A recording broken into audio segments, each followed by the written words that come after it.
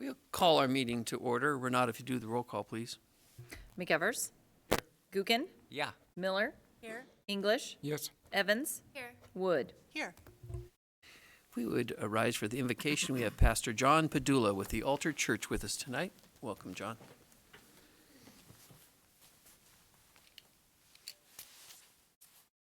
Council members, let's pray. Father, we just thank you that you're so good and gracious in our lives, and we thank you for this great city. Father, you have chosen these members to serve this community. And God, we just ask for divine wisdom today. God, I pray that you would show up in the decision making and that you would anoint everyone in this room to do your bidding. We thank you for the protection over our city, over our community, our loved ones, our families. And we just pray that you would continue to guide us in everything that happens here in Coeur d'Alene, Idaho. We love you, Father, and we give you all of the praise. In Jesus' name, amen. Thank you. Amy, if you lead us to the pledge, please. I pledge allegiance to the flag of the United States of America and to the republic for which it stands, one nation, under God, indivisible, with liberty and justice for all.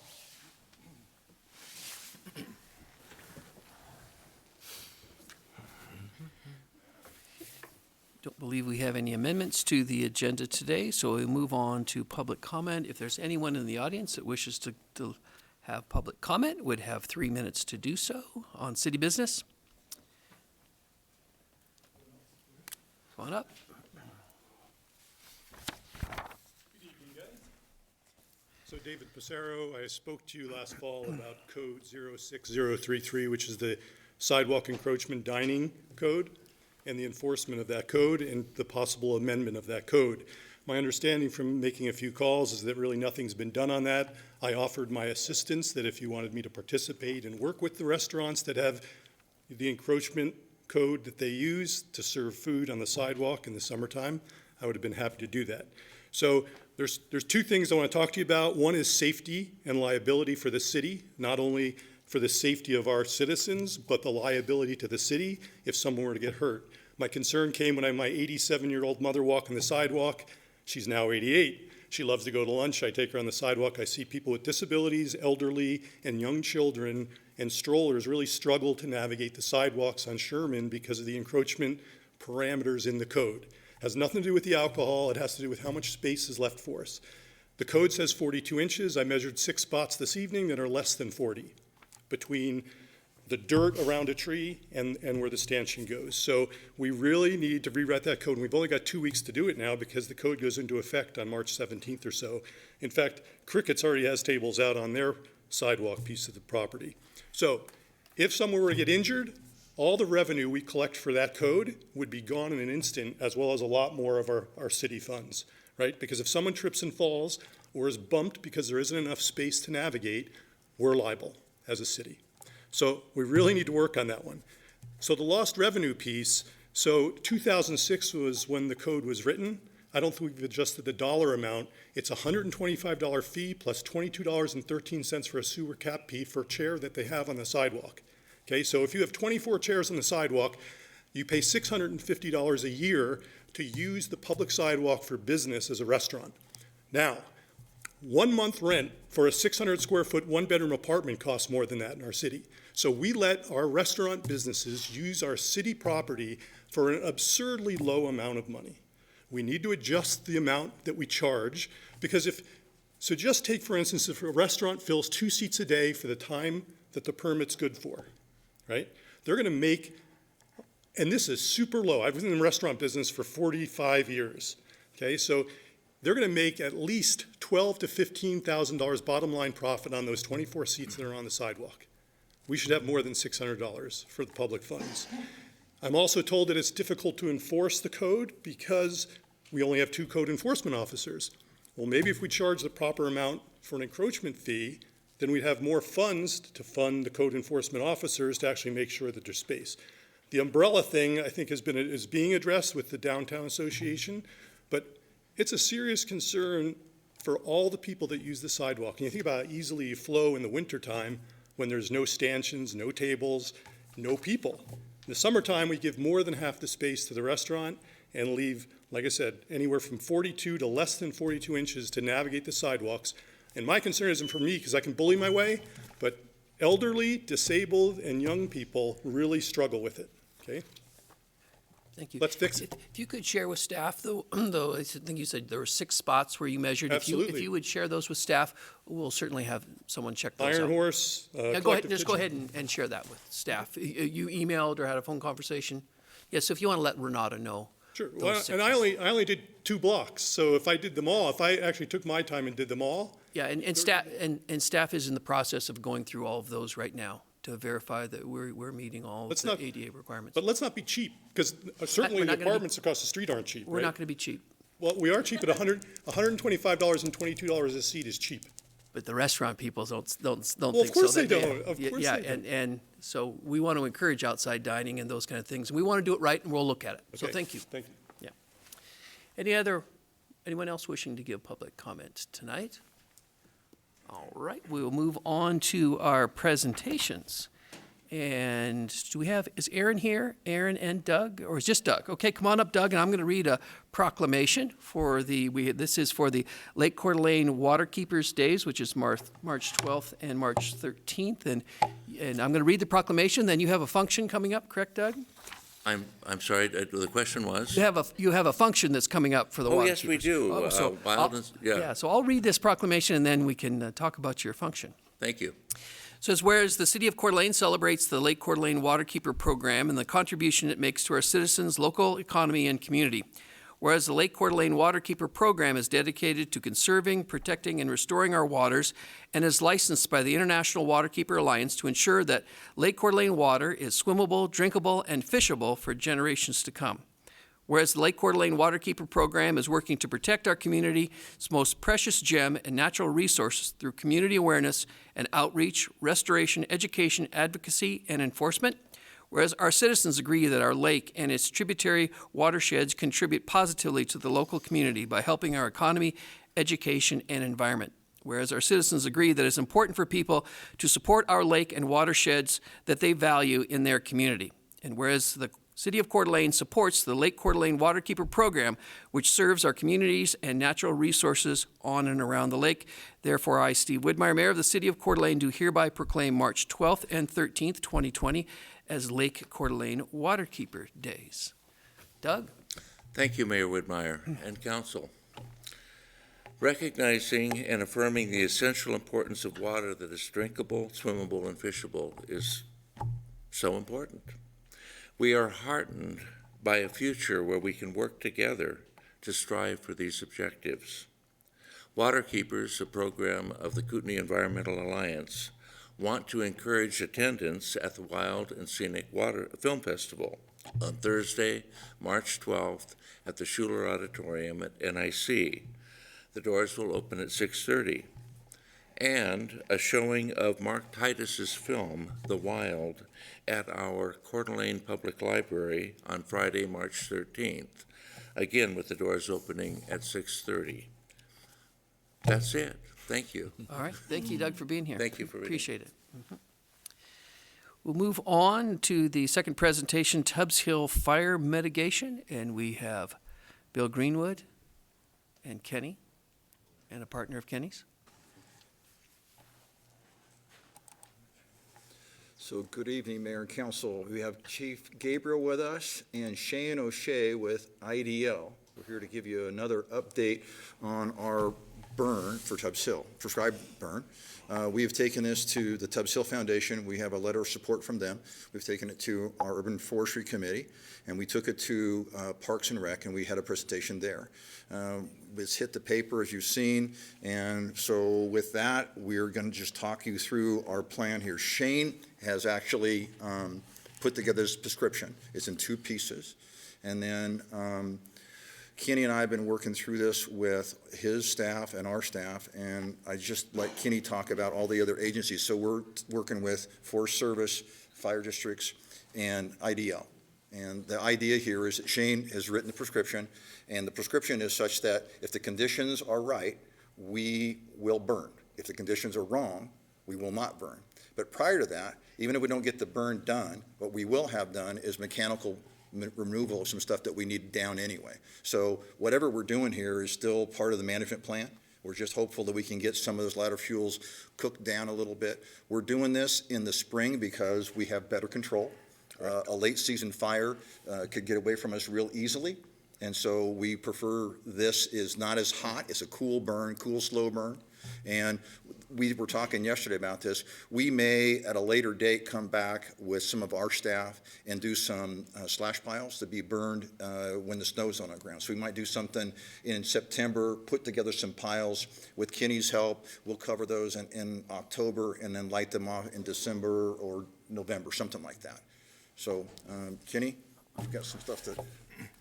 I like how Bill says, I'll have Kenny tell you what's going on, and There you go. I'm done. So, but about a year and a half ago, Friends of Tub Hill came to us and said they had some concerns, and they were kind of twofold. One was the health of the hill, and the second was fuel mitigation on the hill. As you know, every year our fingers are crossed every time smoke comes up on Tubbs Hill.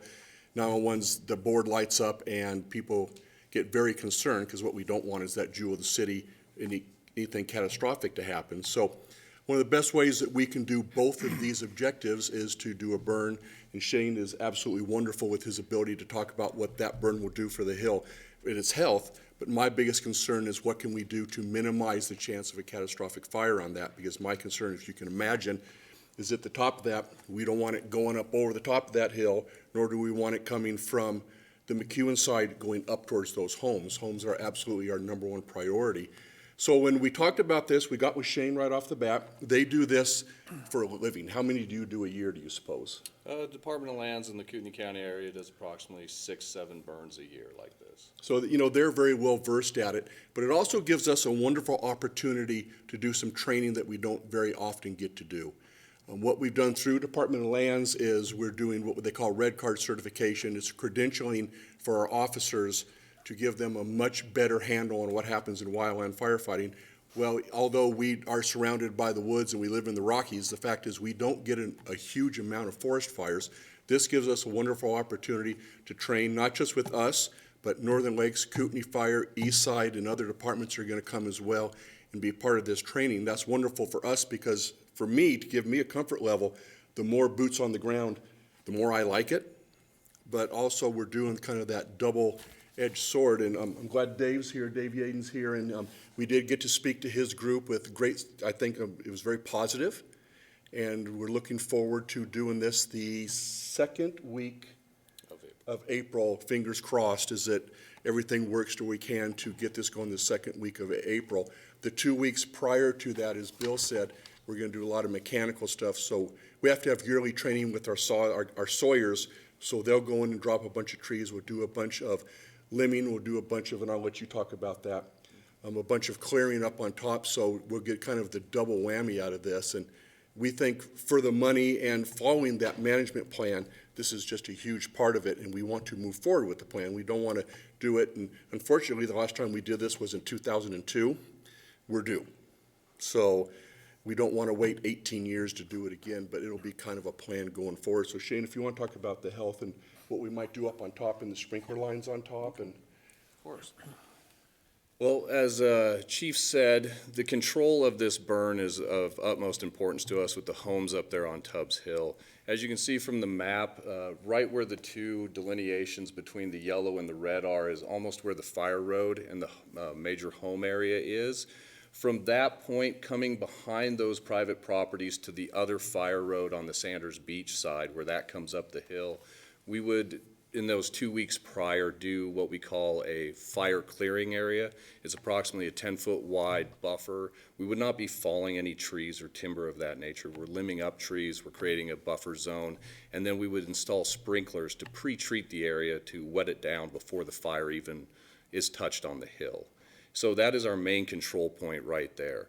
We're utilizing the main trail around the entire perimeter of Tubbs Hill as our main point for the southern boundary around the lake.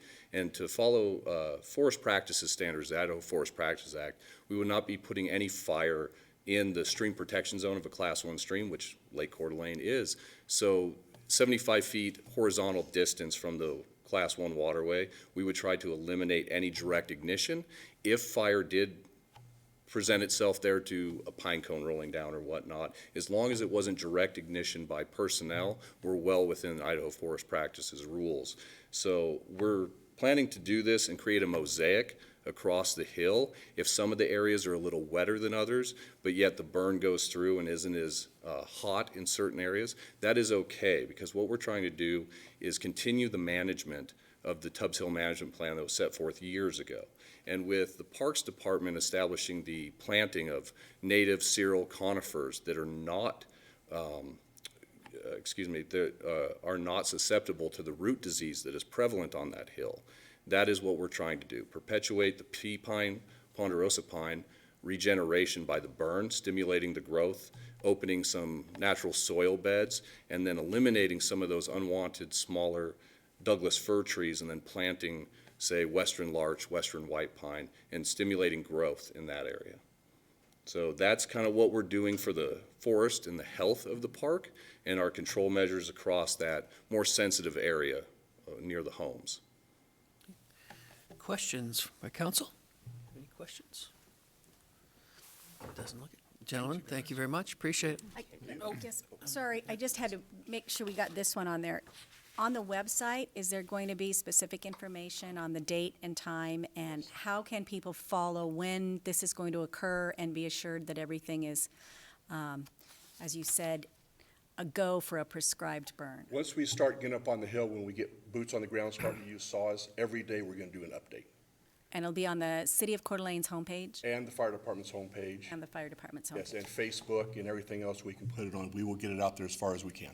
And when we get things more solidified, we're going to put up some maps at both trailheads, so to remind people what's going on. So when we can get something that's more, where we get closer to where we know exactly what we're doing, we're going to have something up there as well. So, and our staff is going to begin talking with folks.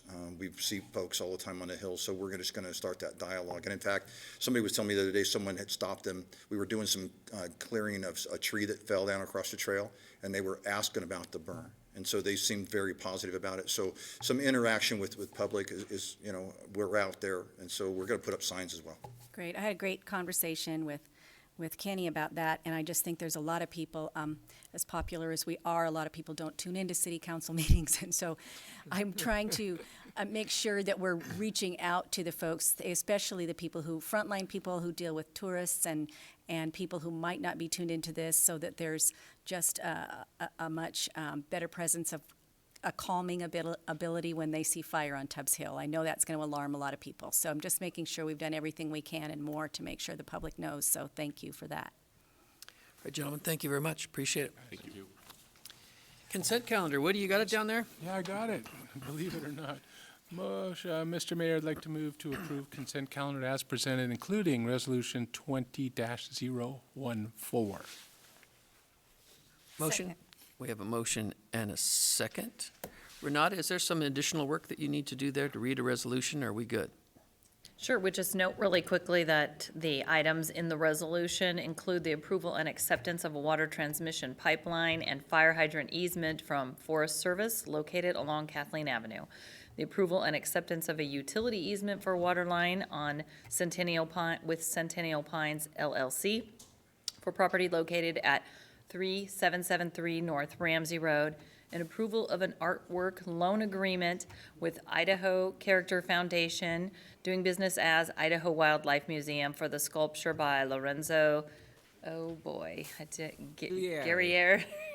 titled Unconquered. All right.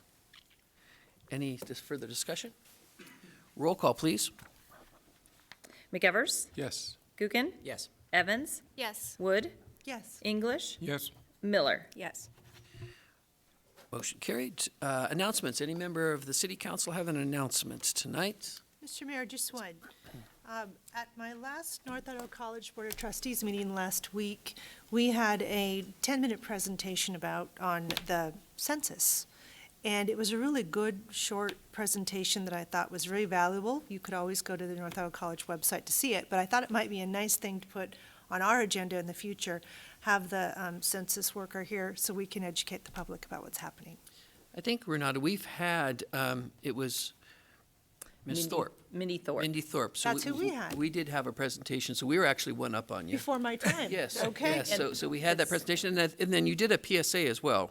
And we'll probably have her here again, so we'll bring her back.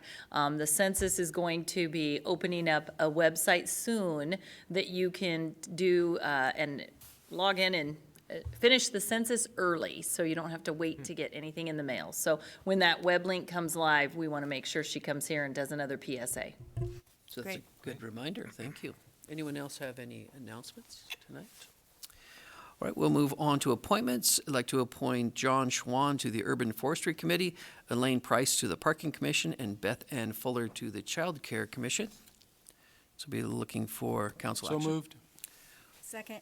Motion and a second. Any further discussion? All those in favor? Aye. Any opposed? Welcome, Elaine. Motion carried. The learning curve is about to begin. We will start with the General Services, Public Works, Resolution Number 20015, approval of a traffic calming policy. Chris Bosley.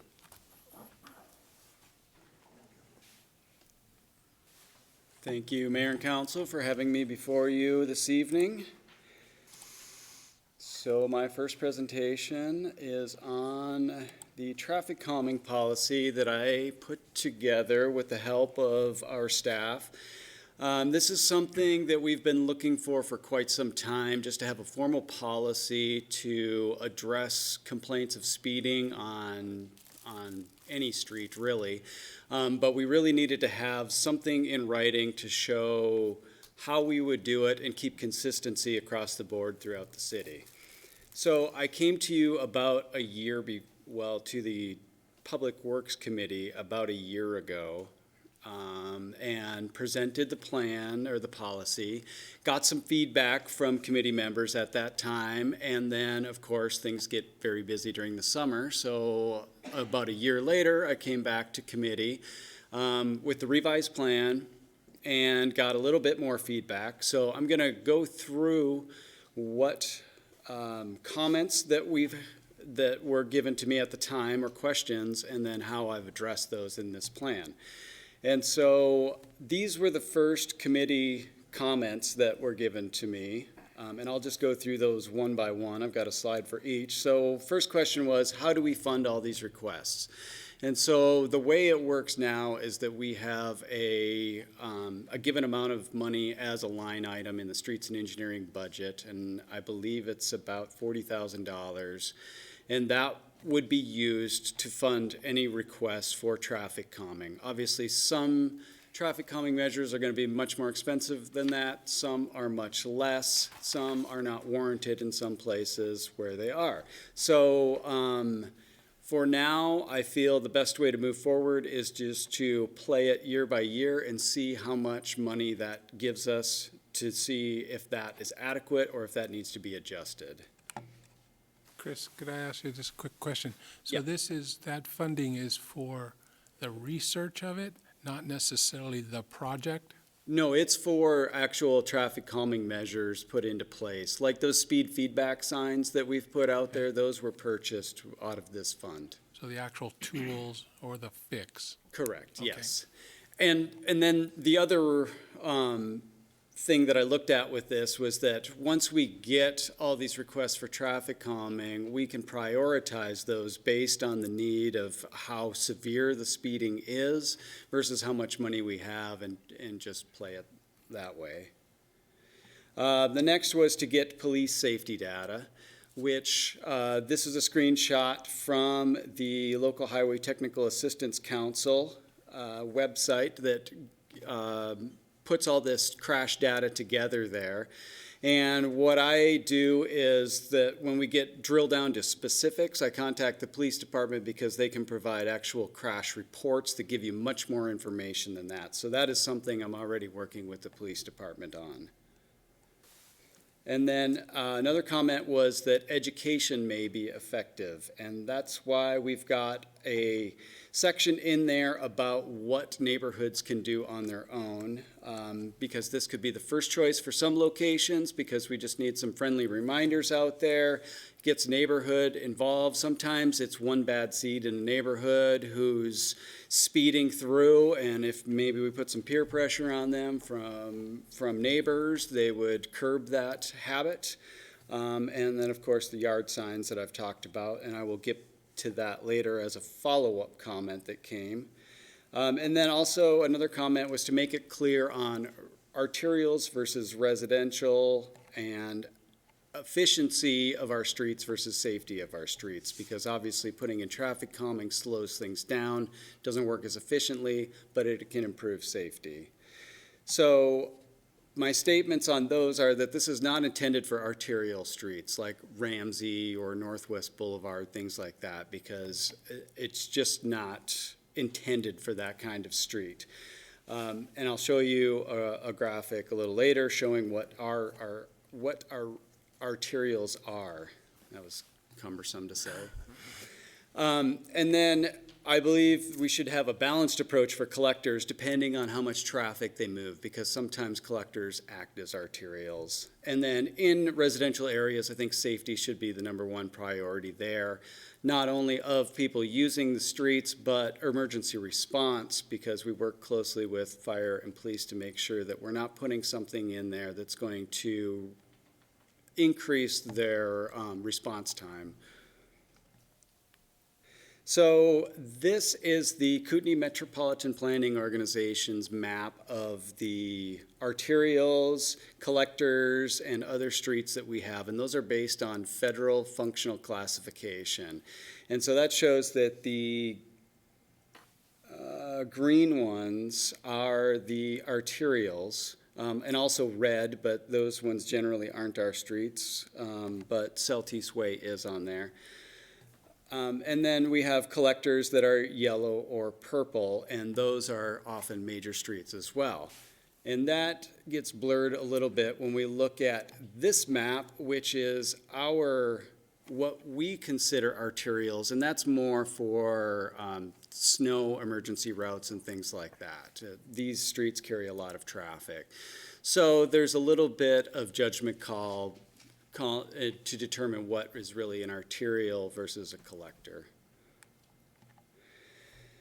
In another follow-up question that I had or comment was that we should be citing a more current study for safety of pedestrians when struck by a motor vehicle. The original study I had, I believe, was from like 1993. I believe this one's from 2003, but this one is actually a U.S. study and not a U.K. study, but the results are similar, showing that the faster you drive, 2013, the faster you drive, the more likely you are to kill a pedestrian if they're in an accident with you. And another question I got was, how are speed limits set?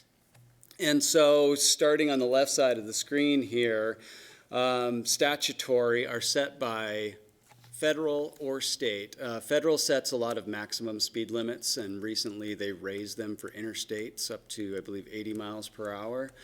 The state defines what arterials, collectors, and things like that are going to be, and then the locals would take that and try to adapt that to our local streets, and that's where we get posted speed limits. And these posted speed limits they're in code, and we'll get to speed limits later also in my next presentation, but they're also posted on the streets so that law enforcement officers and citizens know what the speed limit is supposed to be. And then obviously there are other exceptions to that, like school zones, temporary work zones, variable for night driving or wind, which we don't have much around here, and then advisories for curves that are too sharp for the posted speed limit. And these were the additional comments that should have come first in all of that. And so I just wanted to go over what my current process is right now for addressing speeding complaints. So we will get a call or an email saying that cars are speeding on a given street. And so I will talk to the homeowner or business owner to find out what their concerns are, like just get more specifics about it. And then we'll put speed counters out there. And this one up here in the upper right is our armadillo speed counter that is very stealthy so people don't see it out on the street, and we can collect that speed data without being affected by the presence of the speed counting device. We also have this portable speed counter that we can use just to try to see if a speed feedback sign is going to be useful in that location or not, or if it's going to be hated by the people who are in front of a flashing light. And so then we take that data, which comes out in a report similar to this, and we look at numbers like the 85th percentile speed to see if that is 7 miles per hour or more above the posted speed limit, because in working with the police department, we've determined that's somewhere in the ballpark of what should be a concern or not. And it also tells us how much traffic, like this one here has 1,910 cars traveling westbound in one day. So that gives us an idea of how many cars and the speeds that they're traveling. And then using that data, we can figure out if there's any traffic calming measures that are warranted for that. And what we like to do is try to start with the least expensive method of slowing traffic and then work our way up. But we haven't had to work our way very far yet because this policy hasn't been adopted yet. And then to go over the purpose of this policy, it's to set in policy that this prioritization for traffic calming is going to be based on the data that we receive from those counts. And it gives us consistency in how we apply traffic calming throughout the city. And then it is at a more efficient use of staff time if we don't have to keep going out and counting speeds on a street over and over again in different climates and such. And so, speaking of climates, I threw this photo in there just to show that if this was our case year-round, we wouldn't have to worry about traffic calming. So with that, I would stand for any questions you may have. Council, question? On the 85% tile, that means that 85% of the cars that go by are traveling the speed limit or less. Correct, yes. So we're only mad at the people, 15%? Correct, yeah. That are going over, and 7 miles per hour is that point. Is that correct? That was a point that we wanted to start with in discussions with the police department about that. I mean, people tend to get upset if a car is going 5 miles per hour over the speed limit in their neighborhood.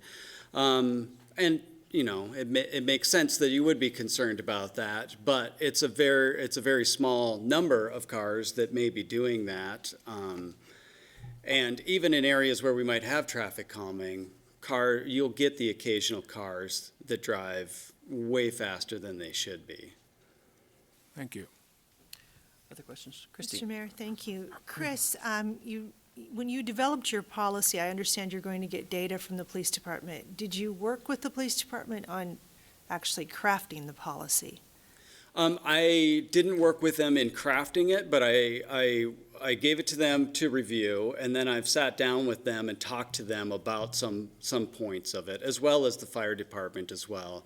The police department worked with me on the 85th percentile number. The fire department worked with me on some other emergency response things about being able to get their trucks in and out of different neighborhoods and things. I'm glad to hear that. I would like all city departments to recognize that you're all experts in certain areas, and you can glean a lot of information from each other rather than just data. Right. So I appreciate you were able to do that. Thank you. Any other questions for Chris? Dan? Well, one of the issues that, we've come up that's related to this is, about people walking on the streets and if they don't have a sidewalk. And so is the answer to that, if because you can't really push out the street, but I guess they could choose to build their own sidewalk, or what would be the answer to, gee, we don't have a place to safely walk? Well, I've not thought about the construction of sidewalks in this, but that is one section of this updated policy that I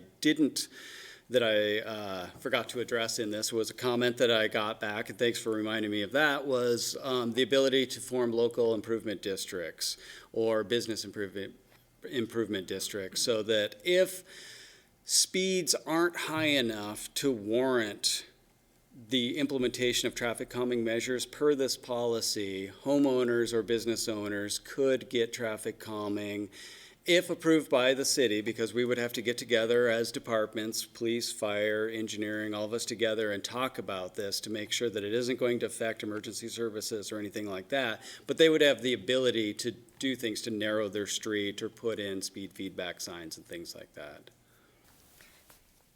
Any other questions? Kiki? That was a bit of my question. There's a traffic calming petition form that's in our packet. I don't know if you talked about that today. I did not. I should have put that questions thing first. I don't know how that ended up at the end of it, but yes. So thank you for bringing that up. So I put together a signature form for these types of situations where if we're going to put something into a neighborhood that may be controversial, like a flashing speed feedback sign, which I don't fully support those in neighborhoods because of the ability to bother homeowners with the flashing lights and things like that. But just say, for instance, that's what we were going to do. I came up with a form that we could give to residents to, someone would have to be the champion of that. And the way that I've set it up is the first person to sign it becomes the point of contact to the city. And then they would get signatures from the neighborhood, and they would need 2/3 of the neighborhood to agree on something in order to move forward on some sort of traffic calming measure. And I created this form so that it's apparent as to what the form is for and has all the relevant information that we need on it. So then is the plan to get that neighborhood together if a form like this ends up being used so that there's a consensus of what that type of policy would be, or would it be just going through the policy and going with the hierarchy of application of the traffic calming measures first?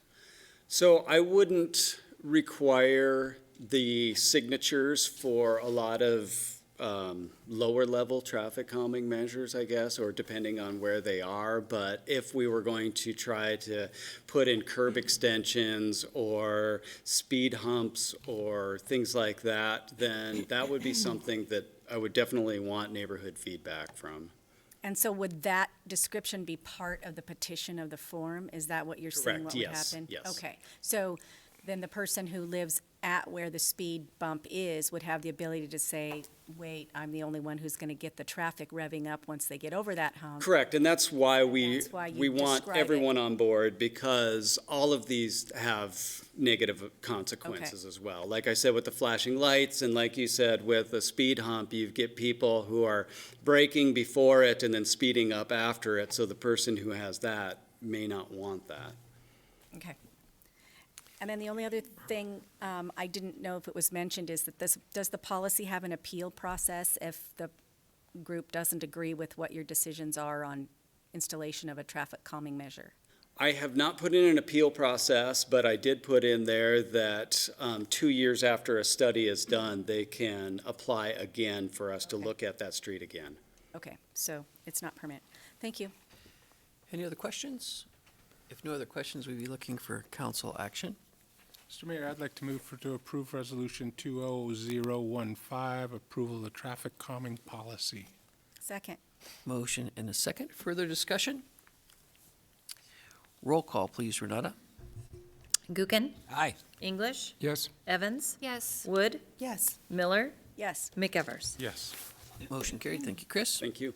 Next up on the list is approval of the reallocation of a department specialist position in the Water Department to Administrative Assistant. Terry Pickle.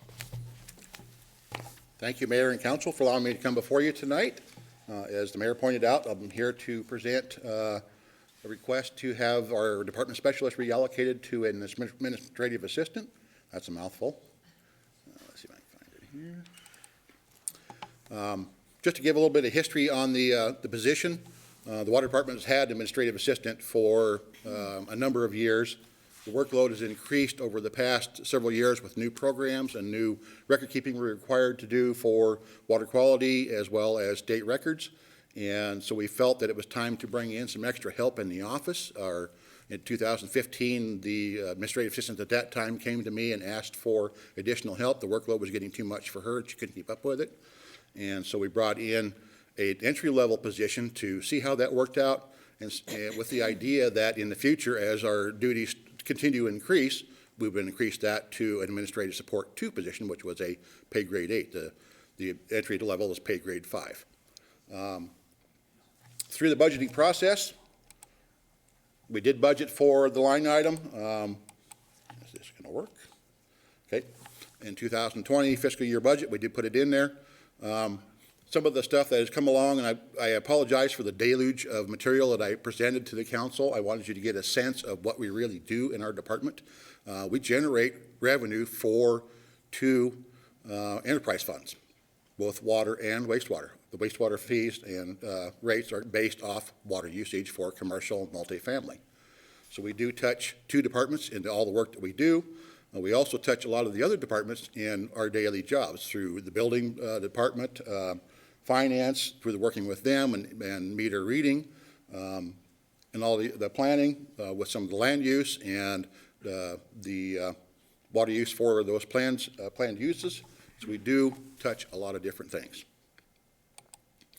Terry, press the F5 key. Yep. There we go. Thank you. That's better. Sorry about that. So here, there was a question about whether this did get budgeted. As mentioned, I did budget that as a pay grade 8. That's what we thought. We still had that classification when we did the budget as last year. And so you can see the reorganization line item in there of $49.86 that was generated by the comptroller as an estimate of what that would pay over the year. So we had that line item in there. But we did budget as recommended by the comptroller. We reviewed the detailed budget discussion with the city administration. So we have done that process. This was not a new employee. It was just a reallocation of an existing position, upgrading to what we felt was commensurate with the duties that were planned. After the budget approval, beginning of 2020 fiscal year, we approached the human resources regarding our plan. That is one of my errors, and I own that error on that. I should have included HR at the beginning of the budget process, not at the beginning of the reallocation. We would have discovered at that time that there was no longer an administrative support 2 position available. During the BDPA study that we did several years ago, they really looked at that position and discovered that the duties were too similar to the administrative support or administrative assistant, so they did away with that position. I did not realize that. So that was my error in the budget process. And I own that one. Again, the budget was approved by council. We approached HR. HR reviewed the pay grade 8 position. There was another pay grade 8 position. It's a customer service support, I believe, but the duties were not similar, so we're not able to utilize that one. Based on the duties that we were documenting, HR recommended we move to an administrative assistant. That makes 2 of them in our department. Our workload is growing, and I want to thank Councilmember Wood for mentioning the census. As of this year, we're doing the census. Unofficially, we're over 50,000 in population. Our water classification is based on the population served. Once we officially reach 50,000 people, which the census will confirm, our system classification changes from a grade 3 or class 3 to a class 4, the highest in the state. We'll be working commensurate with Boise and some of those large cities. That changes our licensing, it changes our water quality sampling reports, it changes a whole bunch of training. Right now, there's only 2 of us that are licensed to handle a class 4 system, so that's going to require additional licensing and a whole bunch of extra work. So I'm looking to the future as well for this department. So we reviewed the HR recommendation of the administrative assistant with the personnel director, which is Mr. Tymason, man that wears many hats for the city. We took it through General Services Public Works Committee for recommendation to City Council.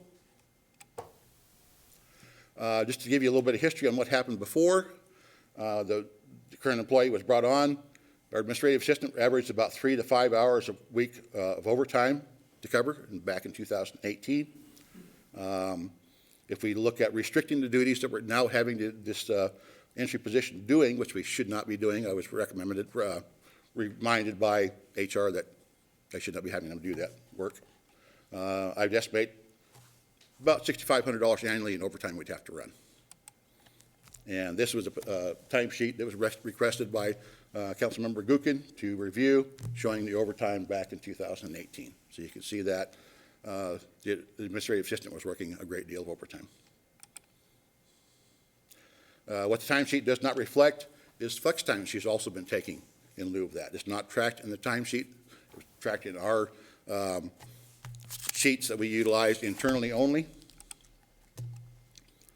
Again, I budgeted $4,986 to move that or reallocate that position.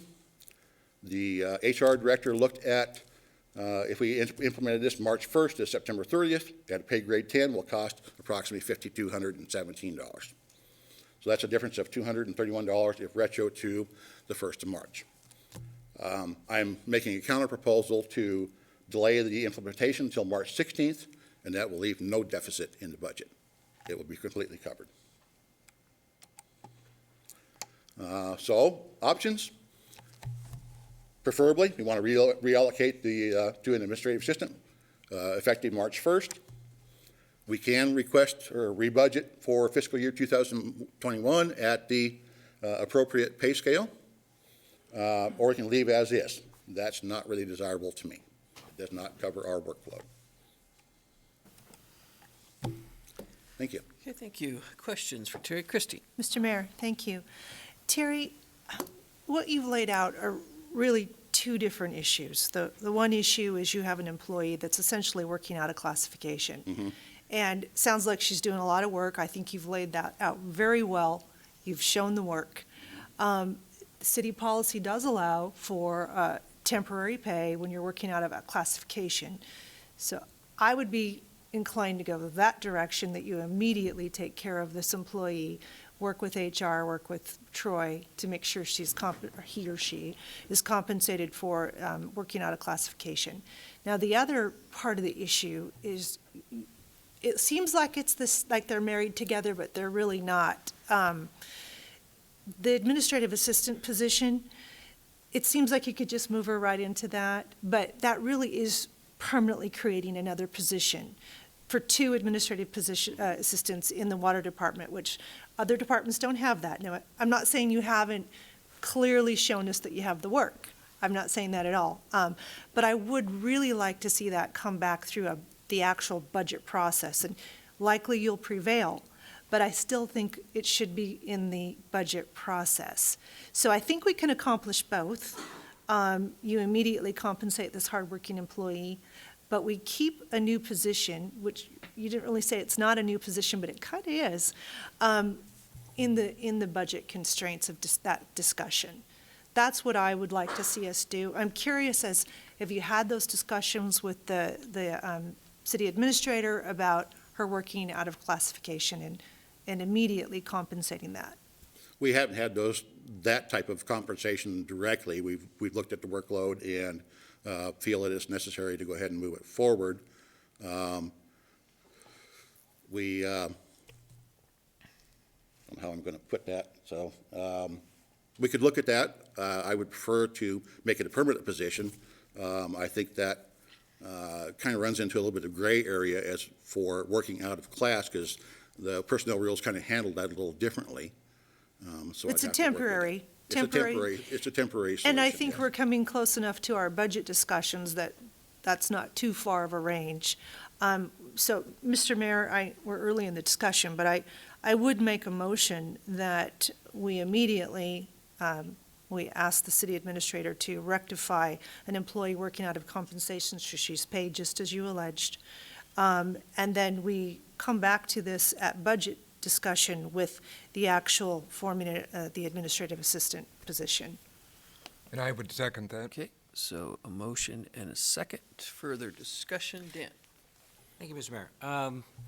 I met with Terry yesterday morning and saw the employees in question and asked a bunch of questions. I also met with Melissa.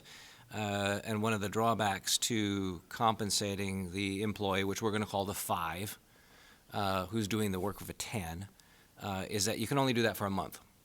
If you do it longer than a month, then we run afoul of something, I don't know what, and Melissa is on vacation, but we can only do that for a month. Otherwise, my comment on this issue is that, we're policymakers up here. We deal with policy, we set a budget, we don't get into management issues, and this seems to me like a management issue. So I would favor rectifying it during the next year's budget, which I would be happy to do. But in the middle of a budgetary cycle, I get uncomfortable doing that. I don't want to set a precedent, and I don't want to have that come back to us again and again if there's a similar issue, a management issue elsewhere in the city. So that's my thought. Dan, a question on the month. You're saying that if you have an employee working additional tasks and doing those tasks, you can only do that for a month without compensating them. Yeah, out of class. So for the example Melissa uses, so say Melissa, she used this example. She said, say she was in a plane crash, and I don't know why she chose that. I mean, who thinks that way? But anyway, so she's out for a month, and say Darcy or Anna is doing her job for that month. Well, if they do that job longer than a month, they run afoul of the personnel rules, I think, and then they have to actually be reclassified and paid accordingly. I don't know, maybe Troy knows the specifics, but apparently there's only a 1-month period you can do that without running afoul of the rules.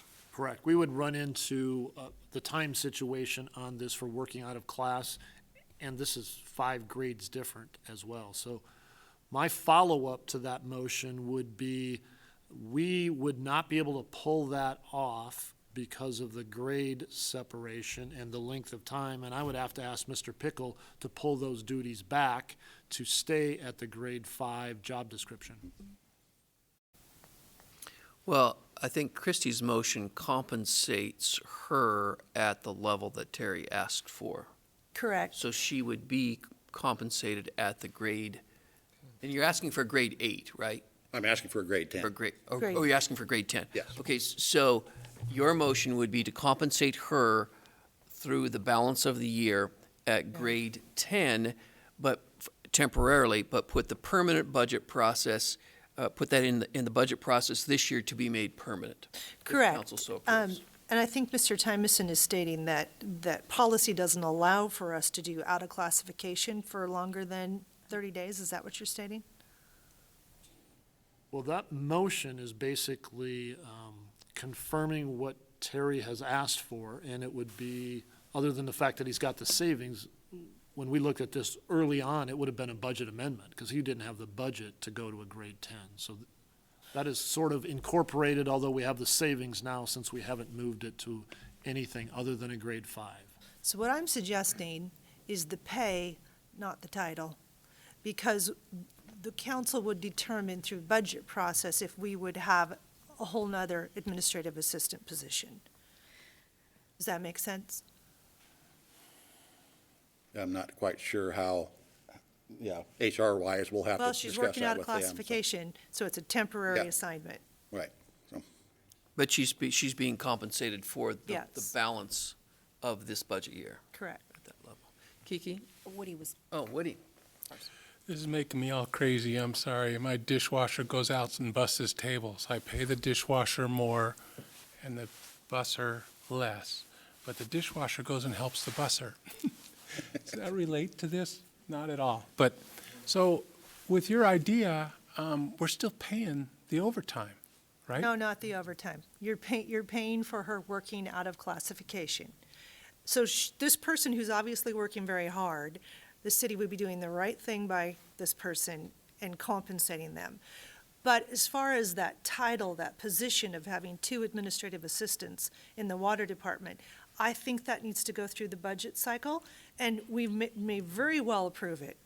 I mean, he's got some really great data, but I don't like to see out-of-budget assignments like that. I'm sure every department out there could come forward and say, gosh, we have this issue. I think we want to always encourage people to come through the budget cycle. So I think we make mistakes pretty regularly around here. Stuff happens, and we do budget amendments pretty regularly. If you're going to pay the money, give them the title. I mean, are But we then just it's a kicking it down permanent- the road? Then it's a permanent position that we haven't discussed through the budget discussions. And if it were an emergency, I agree with your train of thought. Whenever something's an emergency, you bet, we have to make some quick decisions and adjust budgets. But this is not an emergency. Kiki? I just want to clarify, trying to go down your train of thought here, but it was my understanding that you had this person's job description scheduled to be moved to an 8, but the 8 was eliminated.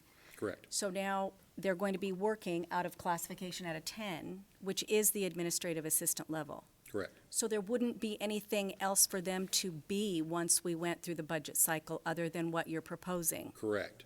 So, And we went through the budget cycle, we just didn't know that the 8 wasn't available, so that's and where so I have that's a little where, trouble with it. so. that's where I'm trying I get what you're saying, but the reality is the HR's already approved this job description as it can't be an 8, that's eliminated, and it qualifies as a 10. So through the budget cycle, it wouldn't be anything else when we got it, we wouldn't say, well, let's make it a 9 or a 50. It would be what it is now, once we go through the budget cycle. So when you say the work is not going to go away between now and the budget cycle, the person's going to be compensated at the rate that they're going to be projected to be in the future budget cycle, because it's the only position available that that person would be categorized as. So I'm not sure why waiting through the budget cycle would be any benefit other than just doing what we're doing now to take care of this error that Terry made on the 8 to a 10 description. So I'm trying to get that part cleared up. Dan? And again, we're policymakers, we malfunction when we deal with management. But I want to ask Christy, so are you saying that they would take the money that's been budgeted and then pay the 5 like a bonus? Is that, I mean, what's the No. mechanics of behind No. what you're proposing? Thank you. The mechanics are, if you have an employee temporarily working out of classification, I'll use the police department since I'm most familiar with it. Let's say that you have a sergeant that is unable to perform their duties for medical reason, whatever it may be. You've had to now bring up a patrolman to perform those duties. You're going to pay that patrolman working out of classification, just as Terry's hoping to do this person, who's clearly working very hard. So I'm not concerned about the pay whatsoever. I think he needs to be compensated. It is the actual making it a permanent position. I do think, and I understand what Kiki's saying, but at no time has the council had, as far as I know, discussion that there will be 2 full-time administrative assistants in the water department. And so I think that should go through the budget discussion. Likely, we would prevail, but if not, you might not, then you would have to go back and you would have to readjust duties. And I'm not trying to stress you out by saying that, but I just think it's important to not, in mid-budget year, come through and try to make a permanent position. Compensation's one thing, a permanent position is another. So you're saying we keep it at a 5, but pay it the salary of a 10? Because she's working out of classification, absolutely. Okay. Can we do that? I mean, I know we can do anything we want to, but how does that fit into our rules? Basically, we are going with your recommendation mid-year, coming from our water director, which would show as a grade 5 as we come forward. And as I hear the proposal, we would make the presentation on why this should be a permanent grade 10 second administrative assistant in the water department. So that's how it wouldn't change the grade in the program at this moment. But we change the pay. So I think the essence of this was to create a temporary 10 with it being made permanent through the budget process. Correct. So it's a temporary 10 made permanent. Further, I'm sorry, Mr. Mayor. So Terry, that does what you want, but not in the right language that you requested? Or does it? Yes, it does what we're looking for, and I'm fine with coming back at budget time and going through the presentation. I'm just a little confused because other than we didn't discuss with council in the main meetings that this was happening, it was in the budget for everyone to see. We talked to administration, and quite frankly, we don't get questioned a lot in the budget process, so. Would you like more questions? Certainly. I'm always happy to answer those questions. You gave him a challenge now. Did you have? Oh, sure. Dan, Just to follow up on one thing, it's clear that the person is doing a much bigger job than they're rated at now. And if we're going to we want to treat them fair. And so I think we need to treat them fair immediately. And we, I don't think, at least in our budget process, that there's anything really magical about having the budget discussion for, readjusting a position during that budget cycle versus, within the next month. If we've got 30 days that, we could do this thing, we've got 30 days, and we could have, like Woody said, we do budget amendments. Now, a lot of times we wait till the end of the year, but there's nothing saying we couldn't have that discussion at an upcoming meeting and just tackle that specific thing. So, I think we need to be right by the person, and I think we shouldn't lock ourselves in too tight, just make it work, so. So Troy, let's clarify something. And Dan, since you did some research, you may have some input here too. The 30 days is you cannot not pay a person that's working out of classification for any more than 30 days. If they're working out of classification, you have 30 days, and then after 30 days, you have to compensate them at the pay grade that they're working. So that's the clarification. Yeah. Correct, Mr. Mayor. So we'll go back to Woody, and then we'll come back over here. Just real quick, so the presentation he just gave here would be the same one we'd see at budget season. So to me, it's already justified. I think we're justifying it that we should pay her for it, for the time or the grade. So I don't know why we're kicking this down the road. That's all. One concern I would have is that if we're doing this temporarily and we're paying at that pay grade, and come budget time, for some reason you choose not to allow that to happen, how does that employee reflect on that? That's major concern. Christine? Thank you. So, Woody, are we kicking it down the road? I think we're kicking it to where it appropriately should be in budget discussion, and we very well might not choose to have 2 full-time administrative assistants of equal rank in the water department. You won't find that anywhere else in any other city department. We may come up with something different, or we may want that. We may say, go do it. Have 2 people at the same rank doing the same job because you've justified it. But we might not. And so I think in a budget process, we have all those real good discussions. And that's why I say compensate for working out a class, but don't create a new position. It really truly is a new position. My question, Terry, when you came forward to council before, and it was put in your budget at a pay grade 8. In your mind, that was not administrative assistant. It was a specialist 2, It was administrative support 2. So it's really, you weren't trying to get another administrative assistant. Not That's at the time. a completely different position. And so that, to me, that's what makes it different. It should go through a budget discussion. So we look at all of the positions that are requested in the city, and we do our due diligence to determine which ones can we fill, which ones we can't. I think that you've done a good job. I'm not telling you I'm not going to support you, but I think in honor of all the other departments that truly need new positions as well, this is best during the budget discussion. One thing to point out is that 3 other departments in the city have already had the administrative support 2, which was reclassified as administrative assistant. So it's not a unique situation just to us. Fire, planning, and I think it was administration had administrative support 2 in conjunction with administrative assistant and executive assistants. So. Dan? And just to clarify, thank you, Mr. Mayor, and to clarify that, that was done during the budgeting process? Okay. Any other Okay, questions? still going back to, I'm seeing your logic, I'm seeing the process, and that makes sense.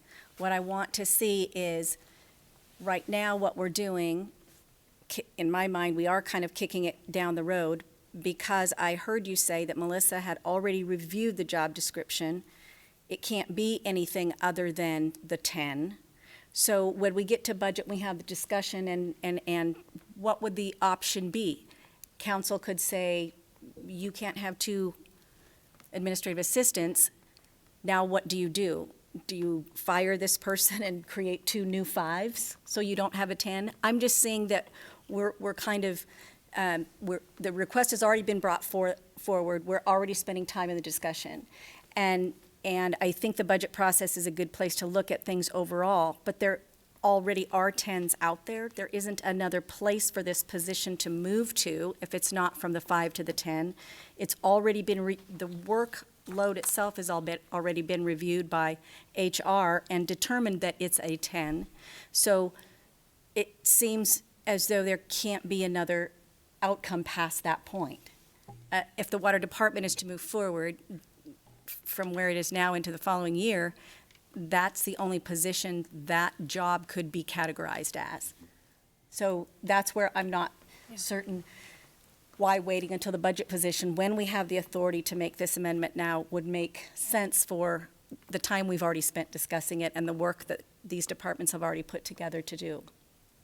Mr. Mayor, I'd like to call for the question. So, Renata, do you have the motion? Good job, Wood, on taking over for Ron there. It's the seat. It just came, I'm sorry. Okay, let's see if I got this right. Motion by Wood, seconded by English, that they ask the city administration to pay for out of classification for the rest of the fiscal year and come back during budget discussions to request the permanent allocation. Okay. So, roll call, please. Wood, Yes.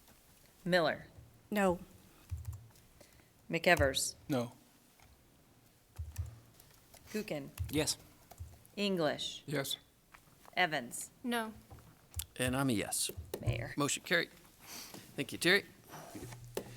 Move on to Council Bill number 20-1001, approving municipal code amendments to sections 1032-140, 1032-270 of the municipal code of the city of Coeur d'Alene regarding the speed limit on 3rd Street. Chris? Thank you for having me in front of you again this evening. So what I'm asking tonight is to provide a little bit more consistency in our speed limits downtown. So as a general rule, anything south of Harrison is 25 miles per hour, including Harrison itself. There are a few outliers in there when you look at like Northwest Boulevard, which is a completely different character than anything else. But then streets like Lincoln, Government Way, and 3rd Street are all 30 to 35 miles per hour, which kind of makes them anomalies in the scheme of mostly residential neighborhoods in there. And so I've already gone through this graphic with the traffic calming presentation, so I won't go over that again about how speed limits are originally set. But this graphic here shows the portion of 3rd Street that I'm referring to, and it goes from downtown all the way up to Harrison. An anomaly in this is that the speed limit between Spokane Avenue and Harrison Avenue is actually 30 miles per hour also, and then as well as the rest of 3rd Street. It probably had to do with the intersection configuration that was at Harrison and 3rd years ago, but that has been corrected. So now it makes sense, and what I'm asking in this is to increase the speed limit between Spokane Avenue and Harrison Avenue to 35, just to be consistent till you get to that signal. Then once you pass Harrison Avenue, it should be 25 all the way to downtown. That would be matching its one-way couplet of 4th Street so that they would have the same speed limit. And so some of the justification that I looked at with this was on the left here, you'll see north of Harrison, the street is pretty wide. Everything is set back quite a ways. But then when you get down to south of Harrison, the lanes narrow up considerably. The bike lane, there's a bike lane in both sections of it, but on-street parking becomes present in this section as well. And another aspect of this, and this goes into setting speed limits appropriately, is looking at things like sight distance, the presence of bicyclists, the presence of pedestrians, and things like that, or the alignment of the roadway itself. And as you can see, coming out here at Foster, looking up the street, there's a row of trees that makes it very difficult to see, so reducing those speeds a little bit would have a positive effect on that. And then off to the right here, you can see we've got a marked pedestrian crossing at this location and on-street bike lane striped there as well. Now, this is a proposal that I took to the police department to speak with them. I spoke with Sergeant Terrell and Captain Brainerd about this to see what their support was for reducing the speed limit. And of all the streets we discussed, this was the one that stuck out as the one that they supported bringing to council to reduce this speed limit. So with that, I would stand before you with any questions. Questions for Chris? Amy? I have more of a comment first. Thank you for bringing this forward. As you know well, this has been a big concern of mine for the last 6 years, and have talked to many of our citizens about their concerns, especially citizens who live on 3rd Street and see accidents at that intersection. So I know you've been working on this for a while, and I just appreciate it coming before us to increase the safety. Thank you. Any other council questions? Kiki? Mr. Mayor, I'm just going to mention that I own property on 3rd Street, but it's not a conflict of interest for me to vote, and just wanted to make sure that was clear. Any other Mr. Mayor, questions? I'd like to move a motion to dispense with the rule and read Council Bill 20-1001 once by title only. Second. Motion and a second. Any further discussion? Renata, if you read the title, please. Council Bill Number 20-1001, an ordinance amending Sections 10.32.140 and 10.32.270 of the Municipal Code of the City of Coeur d'Alene, Kootenai County, Idaho, to raise the speed limit on North 3rd Street from East Harrison Avenue to East Spokane Avenue from 30 miles per hour to 35 miles per hour, and to lower the speed limit on North 3rd Street from Front Avenue to East Harrison Avenue from 30 miles per hour to 25 miles per hour, providing repeal of conflicting ordinances, providing severability, and providing for the publication of a summary and providing an effective date. Roll call, please. Miller, Yes. McEvers, Yes. Gookin, Yes. English, Yes. Wood, Yes. Evans. Yes. Motion carried. Mr. Mayor, I'd like to move to adopt Council Bill 20-1001. Second. Oh, Motion and a second. Any further discussion? Dan? thank you, Mr. Mayor. So, Chris, this is going to take place tomorrow, right? I mean, when does the speed limit change? Well, as soon as that, well, I guess I would have to ask legal about how soon I could post the speed limit to be the new adopted speed limit. When would this rule go into effect that we could legally post it as 25 miles per hour? I think as soon as council passes it. Tonight. Damn. I believe the ordinance I says approve. upon publication, though, so I have to do one publication in the newspaper, I believe. See, because I'm leaving the meeting and I'm driving down 3rd Street at 30 miles an hour. And I wanna do you it one police more in the time. back, you can't stop me for that. So, They'll get used for something else. I know. So the answer to your question would be publication, and when would that publication be, Renata? Hopefully Friday. Friday. Okay, so we have Friday till or Monday, Friday. depending on when I get it into the press. So is it effective then the day of the publication?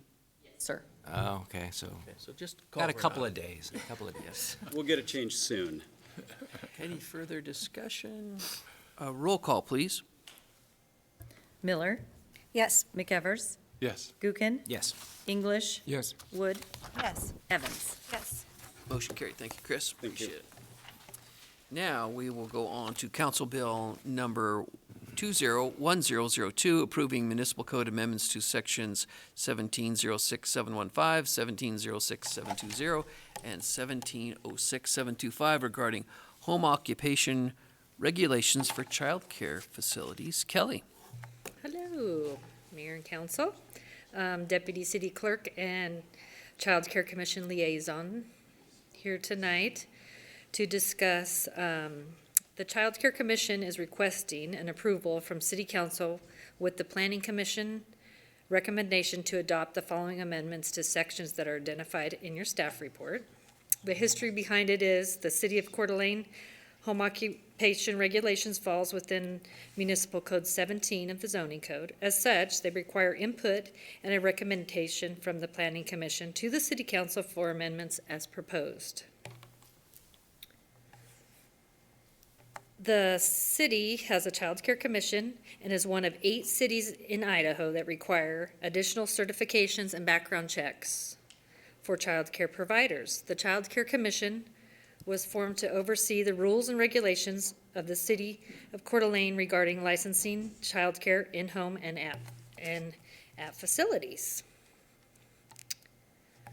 On February 11th, 2020, a public hearing was held before the Planning Commission to make changes to the current code to provide that home-based child care facilities be authorized to authorize one non-resident employee. The need for quality, affordable in-home child care is a growing problem. Since 2010, in-home child cares have declined, which decreases the availability of the least expensive care option for working families, especially for infants. The local United Way organization has created a task force to seek ways to encourage more child care options within the area. It noted in an article in the press on October 11, 2019, that there is an actual inventory shortage of child care options. This change would be the city's way to help with this situation. In-home child care facilities may have up to 9 children with one provider. Without an additional provider in sight, however, it can put a provider in violation of the city and state requirements of being within sight and sound of children at all times. For example, if a child needs to go to the restroom or the provider, they're not cared for. The provider's gone or they have other kids to watch. The current home care occupation code does not allow home occupations to have employees unless they are a resident or a family member. The commission is seeking approval for only child cares to have the option of one non-resident employee. This change would have no significant impact. So currently, the home occupation can't have any employees, so this would just be for child care in-home based businesses. The proposed amendment also classifies that an outdoor play area must be provided for in-home child care facilities. This is also a slight deviation from other home occupation businesses that are not allowed to operate outdoors. Also to clarify that in-home child care facilities are not allowed to operate in an apartment building or condominium where there is common ownership unless they obtain a special use permit. So the purpose of the proposed is to come into compliance with the city and state requirements that all children always have to be within sight and sound of providers and stay within the mandated ratio. And the financial would be minimal just for the codification to these few amendments. So, in conclusion, the Child Care Commission and Planning Commission recommends the City Council adopt the proposed amendments to the Municipal Code Sections 1706, 715, 720, and 725. Thank you. All right, questions of council? What do you? Kelly, so there's an inventory shortage, and the way it's been is one person can take care of 9 kids at their home. Mm-hmm. So we're not we're not downgrading the policies to because of the shortage of facilities? No, We're adding a person to let them be not living there. Is that correct. okay? So they And- can be in compliance with the state and city code where you have to be within sight and sound at all times of the children. So if they have to go to the restroom, they go in the other room and you have 7 more kids here to watch. But that's the way it has been, right? Yes, And nobody picked up on that? no. Okay. Oh. Thank you. Come on up, Sam. Any- Sam from Panhandle Health, she has a lot of background with this. Hi, Mayor and Council. So that has been picked up on, and that's why this was brought to the commission to have the code changed. And the inventory shortage is in reference to because providers are having to close their doors because they're being out of compliance because of this code. So they're being cited and had substantiations because they're out of supervision. So they have been they're closing their businesses because they can't meet this code requirement because they don't have a resident person in the home, like a husband or a child or something like that, that meets the code requirements to be able to help provide care. So when we looked at the code and said they can't hire somebody to be able to be providing care with them, then we looked at bringing this forward to be able to say to the Planning and Zoning Commission, could we look at changing this code and allowing home occupancies just for childcare to be able to have more people be able to operate care out of their home. Thank you. Any other questions by council? If not, we'd be looking for council action. So, Mr. Mayor, I'd move that we would dispense with the rule and read Council Bill 21-1002 once by title only. Second. Motion and a second. Any discussion on that? If not, I'll read the title, please, if you would. Council Bill number 20-1002, an ordinance amending the City Code, Chapter 17, entitled Zoning, to provide for amendments to Section 8, Home Occupation Regulations, specifically to the following sections of the City Code: 17.06.715, Home Occupation Certificate Required; 17.06.720A, Conditions Applying to Home Occupations in All Zoning Districts; and 17.06.725, Additional Criteria for Conduct of Home Occupation in All Residential Zoning Districts. Providing for the repeal of the following sections of the City Code, providing for the repeal of the conflicting ordinances, providing for severability, and providing for the publication of a summary of the ordinance, and providing an effective date thereof. Roll call, please. McEvers? Yes. Gookin? Aye. English? Yes. Wood? Yes. Evans? Yes. Miller? Yes. Motion carried. Motion to adopt Council Bill 201002. Second. Motion and a second. Any further discussion? Roll call, please.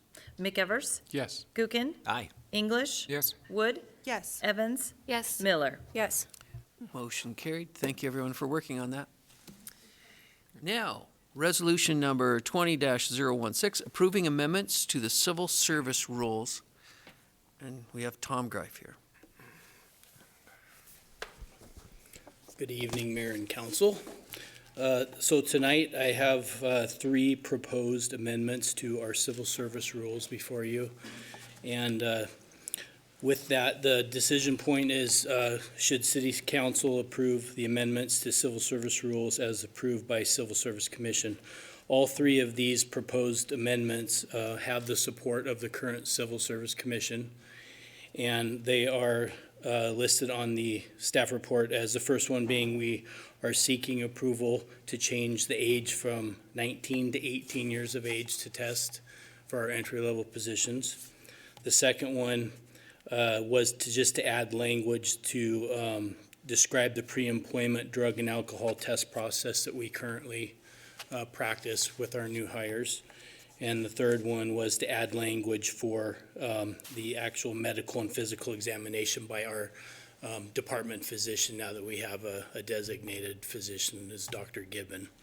And the fourth was there was just cleanup on grammatical errors that were in the document. With that, there's no hard costs associated with these amendments. And this is the first part of two proposed amendments that we're bringing forth to you. We have two other ones that we're working on currently with the union that has to do with certification and the legacy firefighter language.